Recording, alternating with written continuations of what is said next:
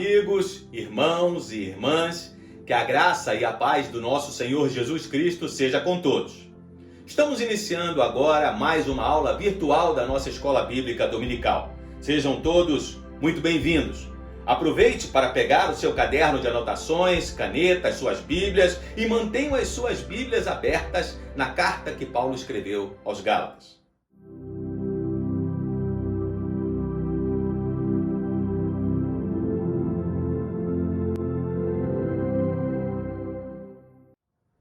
Iniciamos na semana passada mais um trimestre de estudos e, de acordo com a proposta curricular que adotamos aqui na Igreja Batista Boas Novas, nosso tema são os ensinamentos de Paulo contido nas cartas que ele escreveu aos crentes nas igrejas da Galácia, em Éfeso, Filipos e Colossos.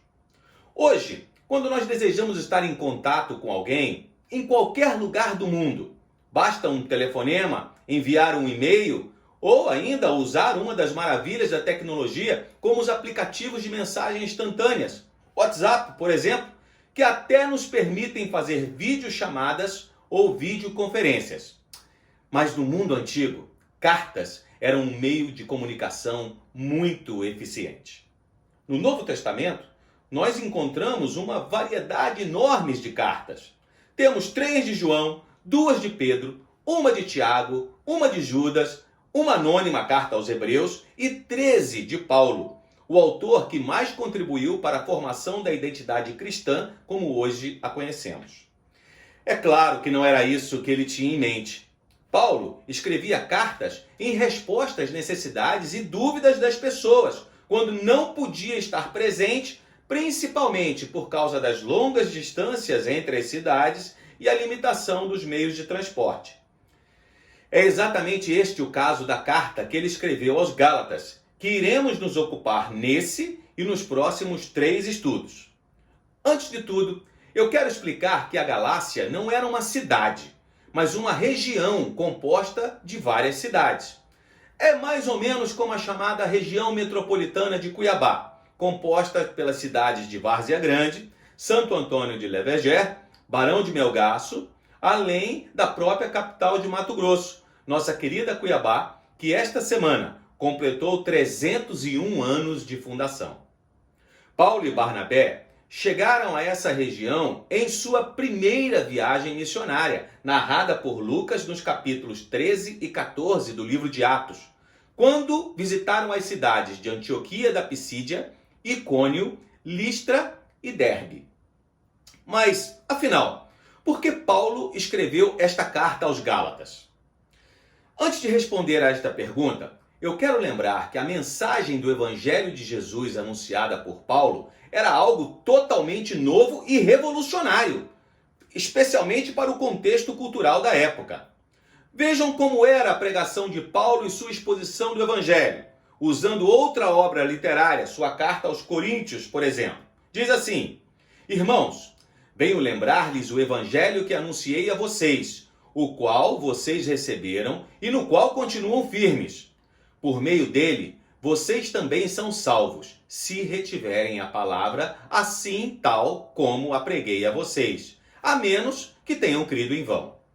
Antes de tudo, entreguei a vocês o que também recebi, que Cristo morreu pelos nossos pecados segundo as Escrituras, que foi sepultado e ressuscitou ao 3º dia, segundo as Escrituras. Percebeu? Todos os ouvintes de Paulo sabiam o que era uma boa notícia, o Evangelho. E o Evangelho de Jesus é a boa notícia sobre o que Jesus fez para restaurar o nosso relacionamento com Deus. O Evangelho explica quem é Deus, o que é o pecado, quem é Cristo e o que ele fez e o que é fé. O Evangelho que Paulo anunciava falava sobre a obra que Cristo fez em nosso favor. Não é o que nós fazemos, mas o que ele fez, por isso é graça. Qual foi o resultado dessa pregação? Vejamos o que a Bíblia diz. Em Icônio, Paulo e Barnabé entraram juntos na sinagoga judaica e falaram de tal modo que veio a crer grande multidão, tanto de judeus como de gregos.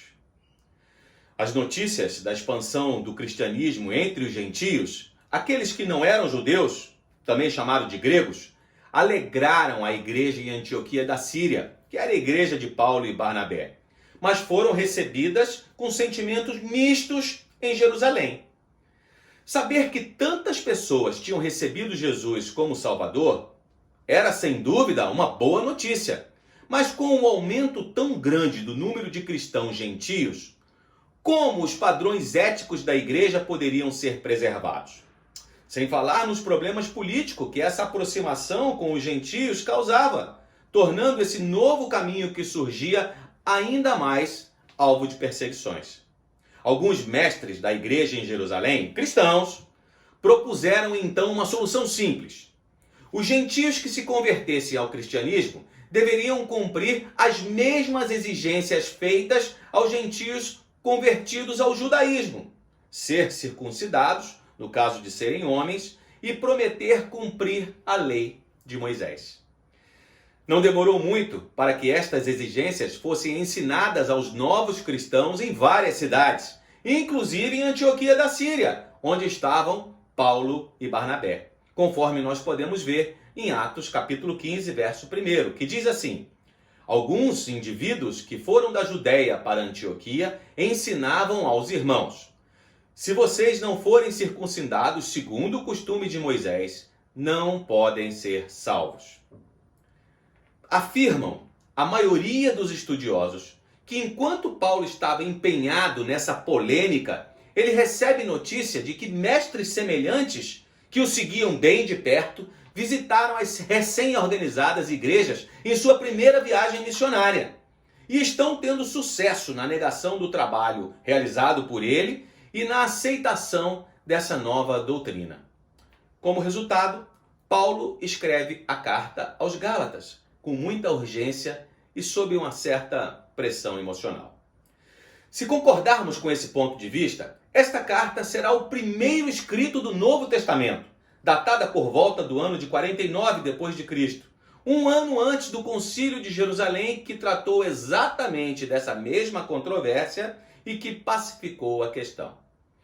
Uma das estratégias usadas pelos mestres de Jerusalém, que também conhecemos como judaizantes, foi diminuir a autoridade de Paulo aos olhos dos cristãos gálatas, afirmando que sua autoridade apostólica era derivada da igreja em Jerusalém. Afinal, esta igreja era liderada por Tiago, irmão do Senhor, que juntamente com Pedro e João são considerados os pilares da igreja de Jesus. Por isso, sem meias palavras, ao saudar os Gálatas no início da carta, Paulo já deixa claro que a sua autoridade não lhe foi conferida por homem algum. A sua autoridade lhe foi dada pelo próprio Senhor Jesus. Olha o que ele diz: Paulo, apóstolo, não da parte de pessoas, nem por meio de homem algum, mas por Jesus Cristo e por Deus Pai, que o ressuscitou dos mortos, a todos os irmãos que estão comigo, as igrejas da Galácia. E vejam que não foi somente isso. Já no início, ele também evidencia o pensamento que irá defender ao longo de toda a carta. Somos livres deste mundo perverso e da morte, através da obra que Jesus Cristo realizou. Diz ainda: que a graça e a paz sejam com vocês, da parte de Deus nosso Pai e do Senhor Jesus Cristo, o qual entregou a si mesmo pelos nossos pecados, para nos livrar deste mundo perverso, segundo a vontade de nosso Deus e Pai, a quem seja a glória para todo sempre. Amém. Nos versículos que seguem, Paulo deixa claro ainda o motivo de ter escrevido esta carta. Eu estou perplexo. Vocês estão sendo iludidos, enganados, seduzidos, ele vai afirmar mais adiante. Estão deixando a graça de Deus de lado. Como pode ser isso? Olhem o que ele diz. Estou muito surpreso em ver que vocês estão passando tão depressa daquele que os chamou na graça de Cristo para outro evangelho, o qual, na verdade, não é outro. Porém, há alguns que estão perturbando vocês e querem perverter o evangelho de Cristo. Mas ainda que nós, ou mesmo um anjo vindo do céu, pregue a vocês um evangelho diferente daquele que temos pregado, que esse seja anátema. Como já dissemos, e agora repito, Se alguém está pregando a vocês um evangelho diferente daquele que já receberam, que esse seja anátema. Que outro evangelho seria esse a que Paulo se refere? Não sabemos com certeza, mas pode ter sido algo dessa natureza. Vejam bem, Gálatas, Paulo não tem autoridade própria, não tem evangelho próprio, além daquele que ele recebeu lá em Jerusalém. Só que ele não compartilhou com vocês todo o evangelho. Sabe os crentes lá de Jerusalém? Os seus líderes? Pois é, todos observam as leis de Moisés e é claro que estão circuncidados. Eles já estavam circuncidados quando aceitaram a Jesus como Messias e Salvador. Mas vocês não. Vocês eram gentios. Se quiserem ficar no mesmo nível dos cristãos de Jerusalém e ser reconhecido por eles como povo de Deus, co-herdeiros da salvação, vocês também precisam ser circuncidados. Paulo pode ter ensinado muitas coisas, mas não ensinou tudo. Então, deixem com a gente. Nós vamos cuidar dessas deficiências. Que estratégia, hein? Se continuarmos a leitura bíblica, veremos que Paulo dedica boa parte da carta a um esboço autobiográfico, em que o seu principal objetivo parece ser provar que em nenhum momento entre a sua conversão e a data que ele escreveu a carta, os líderes de Jerusalém tiveram a oportunidade de lhe conferir qualquer autoridade, ou mesmo qualquer ensinamento. Vejam só o que ele diz. Por acaso, eu procuro agora o favor das pessoas ou o favor de Deus? Ou procuro agradar as pessoas? Se ainda estivesse procurando agradar pessoas, eu não seria servo de Cristo. Mas informo a vocês, irmãos, que o evangelho por mim anunciado não é mensagem humana, porque não o recebi de ser humano algum, nem me foi ensinado, mas eu o recebi mediante revelação de Jesus Cristo. Paulo reconhece que foi Deus quem o separou e o preparou desde antes do seu nascimento para a missão de pregar aos gentios. E que só depois de um período de isolamento e reflexões em Damasco e depois na Arábia, decide com a ajuda de Barnabé ir a Jerusalém. E lá em Jerusalém se avistou com Pedro e Tiago por um período de 15 dias, segundo o texto bíblico, tendo sido depois enviado por eles para a sua cidade natal, tudo isso registrado em Atos capítulo 9, a partir do verso 23.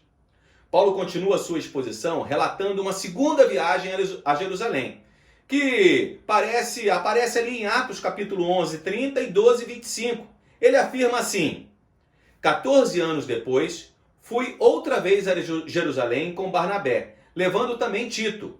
Fui em obediência a uma revelação e lhes apresentei o evangelho que prego entre os gentios, mas fiz isso em particular aos que pareciam de maior influência, para não correr ou não ter corrido em vão.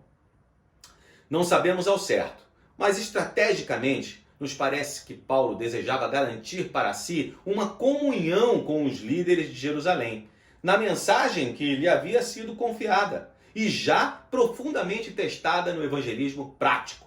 Fato este que ele agora explora, evidenciando que o evangelho que ele pregava havia sido reconhecido e validado por seus colegas apóstolos, mesmo contra vontades de alguns que se achavam importantes. Não sabemos quem são, mas sabemos que nada acrescentaram. Olha o texto. Pelo contrário, quando viram que me havia sido confiado o evangelho da incircuncisão, assim como a Pedro foi confiado o evangelho da circuncisão, pois aquele que operou eficazmente em Pedro para o apostolado da circuncisão, também operou eficazmente em mim para com os gentios. E quando receberam a graça que me foi dada, eles reconheceram, na verdade, Tiago, Cefas e João, que eram reputados colunas, estenderam a mim e a Barnabé a mão direita da comunhão, a fim de que nós fôssemos para os gentios e eles fossem para a circuncisão. Somente recomendaram que nos lembrássemos dos pobres, o que também me esforcei por fazer.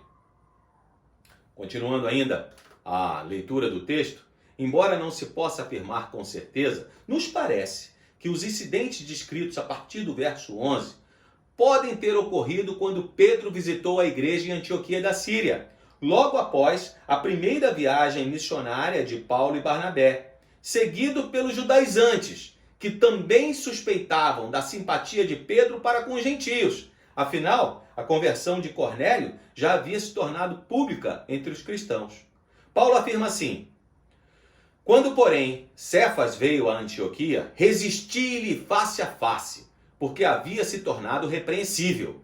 De fato, antes de chegarem alguns da parte de Tiago, ele comia com os gentios. Quando, porém, chegaram, começou a afastar-se e, por fim, separou-se, temendo os da circuncisão.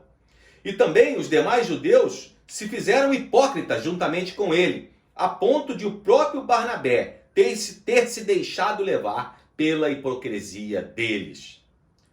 Não se sabe quais foram as razões que levaram Pedro e Barnabé a agir dessa maneira. Paulo os acusou de hipocrisia. Afinal, ele sabia o que estava em jogo. Estava em jogo uma das verdades mais absolutas do Evangelho, a graça de Deus e a suficiência de Cristo.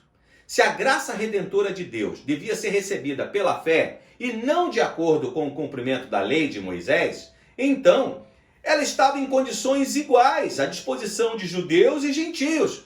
E fazer distinção prática entre crentes judeus e crentes gentios, como Pedro, Barnabé e outros estavam fazendo, é negar o Evangelho de Jesus. Existem muitas outras informações e aplicações que nós poderíamos fazer olhando para esses primeiros 2 capítulos da carta de Paulo aos Gálatas, mas o tempo e a ocasião não nos permitem. Nossos irmãos crentes das igrejas da Galácia estavam sendo convencidos pelos judaizantes que praticar a lei de Moisés era essencial para a salvação. Por isso, estavam sendo circuncidados e estavam também observando os dias considerados santos, conforme o calendário dos judeus. Ou seja, estavam na prática assumindo que Jesus nos oferece a salvação, mas existe também a minha parte. Sabe de uma coisa? Esse pensamento ainda é muito comum em nossos dias.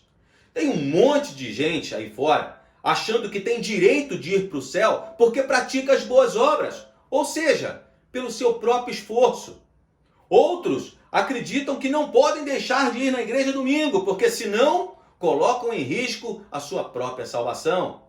Para essas pessoas, quando o assunto é eternidade com Deus, tudo gira em torno do que eu faço ou do que eu deixo de fazer, e não em torno do amor de Jesus e do que ele fez por nós. Isso é anular a graça de Deus. Mas veja bem, nem de longe eu estou afirmando que o que nós fazemos ou deixamos de fazer não é importante. Se você continuar conosco ao longo dessas próximas 3 semanas, você vai descobrir mais sobre isso. O que eu estou afirmando é que nada do que eu faça ou deixe de fazer aumenta ou diminui a extensão do amor de Deus por mim. Se hoje eu posso ter certeza da salvação, é por causa do que Jesus fez por mim na cruz.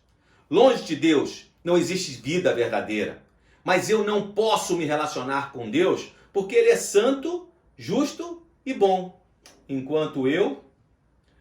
Foi por esse motivo que Jesus, alguém santo, justo e bom, precisou morrer em meu lugar e ressuscitar, porque agora que acredito nesse milagre, eu posso ser uma pessoa diferente. E é exatamente explicando isso que Paulo encerra esse capítulo. Vamos lá, leia comigo o texto bíblico. Porque eu, mediante a própria lei, morri para a lei a fim de viver para Deus. Estou crucificado com Cristo. Logo, já não sou eu quem vive, mas Cristo vive em mim. E esse viver que agora tenho na carne, vivo pela fé no Filho de Deus, que me amou e se entregou por mim. Não anulo a graça de Deus, pois se a justiça é mediante a lei, segue-se que Cristo morreu em vão. Estou crucificado com Cristo porque Ele me amou e se entregou por mim. O que Paulo ensina é que ser cristão é reconhecer a nossa condição de falhos, imperfeitos e por isso indignos de nos relacionarmos com Deus. E depois, aceitar a oferta de amor, perdão e graça que da cruz Jesus nos oferece. Estas são as únicas condições para alcançarmos a salvação: arrependimento e fé. Se já não sou eu quem vive, pois eu estou crucificado com Cristo, então agora é Cristo quem vive em mim. Experimentamos agora a vida plena, a vida abundante que o próprio Senhor Jesus nos ofereceu. Você lembra? Eu vim para que tenham vida e a tenham em abundância. Você já experimentou isso em sua vida? Vou te fazer ainda duas perguntas muito importantes. A primeira: se você for convocado para a eternidade hoje, onde você estará? Eternidade com Deus ou longe dele? A segunda pergunta: por quê? A sua resposta implica em vida ou morte. Toda a carta aos Gálatas foi escrita para dizer aos cristãos que a lei condena, mas não podemos ser salvos pela lei, por aquilo que fazemos ou deixamos de fazer, porque salvação é graça, graça liberta, graça da vida, graça é um presente de Deus que nós não merecemos, justamente por isso é graça. Afirmar que Cristo vive em nós implica em uma maneira diferente de viver, muito parecida com a maneira de viver de Jesus. Somos guiados e motivados por seu amor. Nossas palavras, nossas atitudes revelam a presença de Jesus em nós. Mas lembre-se, isso é um processo intencional, ou seja, não acontece de uma hora para outra em nossas vidas. Então, para finalizar, eu quero deixar algumas dicas que nos ajudam a viver mais de Jesus a cada dia. Primeiro, leia e estude mais da palavra de Deus. Tudo o que nós precisamos saber sobre Deus e sobre o nosso relacionamento com Ele está aqui. Depois, quanto mais você conhecer a Bíblia, melhores condições você terá de rejeitar ensinos que contrariem o que a Bíblia diz. Nessa época de pandemia, o que eu mais tenho visto são correntes, simpatias, panos brancos na janela, camisa suja na maçaneta da porta, sei lá, entre tantas outras besteiras. Olha, não tá fácil não. Está na Bíblia? Não. Então não faça. O que é que nós encontramos como orientação na Bíblia para esses tempos difíceis? Ore. É o nosso terceiro ponto. Orar é uma prática muito importante para aqueles que desejam ver Cristo viver em mim, se tornando uma realidade. E por fim, lembre-se que, como Paulo, nós também temos uma missão: fazer discípulos. Então compartilhe o Evangelho com outras pessoas que ainda não conhecem a Jesus como seu Senhor e Salvador. Não acrescente nada. Fale sobre Deus, sobre o pecado, sobre Jesus e sua obra e, por fim, fale sobre arrependimento e fé. Vamos orar? Amado Deus, nós queremos te agradecer, Senhor, pela oportunidade que temos de estudar a Tua Palavra, pelos ensinamentos contidos na Tua Palavra, que nos ensinam a ser mais parecidos contigo a cada dia. Esse é o nosso desejo, Senhor, que a cada dia, não só nós mesmos, mas outras pessoas possam ver Cristo vivendo em nós. Queremos pedir ainda que Tu continues a abençoar a nossa igreja, os membros das nossas igrejas, os amigos que estão assistindo a esta aula virtual neste momento, as suas famílias, pedindo que os Teus anjos continuem acampados ao nosso redor e que Tu estejas nos livrando dos males, principalmente, Senhor, desse vírus terrível que continua a assolar a nossa cidade, o nosso país e tantas cidades do mundo afora. Te pedimos ainda por aqueles profissionais que incansavelmente têm se esforçado para que as nossas vidas sejam um pouco melhor nesse período. Pessoas que precisam trabalhar, especialmente médicos, enfermeiros, técnicos de enfermagem, enfim, todos aqueles que atuam na área da saúde. Te pedimos, Senhor, um cuidado especial para os queridos irmãos e amigos da segurança pública, policiais civis, policiais militares, os nossos bombeiros militares que têm trabalhado bastante também, Senhor. Cuida das pessoas que estão nos servindo nos supermercados e nos serviços essenciais, que os Teus anjos também estejam acampados ao redor deles e de suas famílias. E também, Senhor, cuide dos pesquisadores, Senhor, os cientistas, aqueles que receberam de Ti a incumbência de pensar um pouco além da média normal e que são responsáveis, Senhor, por encontrar uma cura, encontrar uma vacina que sirva, ó Deus, para que nós possamos nos ver livre de mais este mal que assola a humanidade. Deus, muito obrigado, porque temos a certeza de que Tu estás conosco. Receba, Senhor, a nossa adoração e a nossa gratidão. Nós oramos assim, em nome do Teu Filho amado, Jesus Cristo. Amém. Eu espero que você tenha gostado desse nosso passeio bíblico. Na próxima semana, nós continuaremos a conhecer mais sobre a carta aos Gálatas. Iremos falar sobre fé. Você é um homem ou uma mulher de fé? Então não perca. Eu espero vocês. Ah, sim, quase me esqueci. Tem uma coisa que eu não comentei, mas é uma preocupação minha, do pastor Carlos e também do pastor Josias. E tem tudo a ver com a carta que Paulo escreve aos Gálatas. Você percebeu que os Gálatas foram ensinados na verdade da palavra de Deus por Paulo, mas depois uns falsos irmãos, como ele mesmo os chama, se intrometeram e mudaram a verdade do Evangelho, causando uma grande confusão nas igrejas? Nós, graças a Deus, vivemos em um país democrático, onde as pessoas têm o direito de se manifestar livremente sobre qualquer assunto. Quando isso é feito sem responsabilidade, isso é um problema. Um problema como as mensagens falsas, notícias falsas, fake news, que todos os dias surgem por aí. O fato é que quando nós falamos do Evangelho, o perigo também existe, porque tem muita gente por aí aparecendo em vídeos com a Bíblia debaixo do braço, nas mãos, mas está ensinando mentiras. Então, estando em casa por causa do distanciamento social, nós temos mais tempo. E se não tivermos cuidado, nós podemos dar atenção a essas mentiras. Tem muita coisa boa por aí, mensagens de Deus, pregadas por homens e mulheres de Deus, mas também tem muita coisa estranha. Por isso a nossa recomendação é: tenha cuidado. Se precisar, pode nos procurar. Eu, pastor Carlos, pastor Josias, nós queremos ajudar. Muito obrigado por sua companhia. E agora, que o amor de Deus o Pai, a graça salvadora de Jesus Cristo, o Filho, e a comunhão e as consolações do Santo Espírito de Deus sejam com o povo de Deus que está nos lares e todo o povo de Deus espalhado sobre a face da terra, hoje e para todo sempre. Amém e amém. Uma boa semana para você. Um grande abraço. Até o nosso próximo encontro.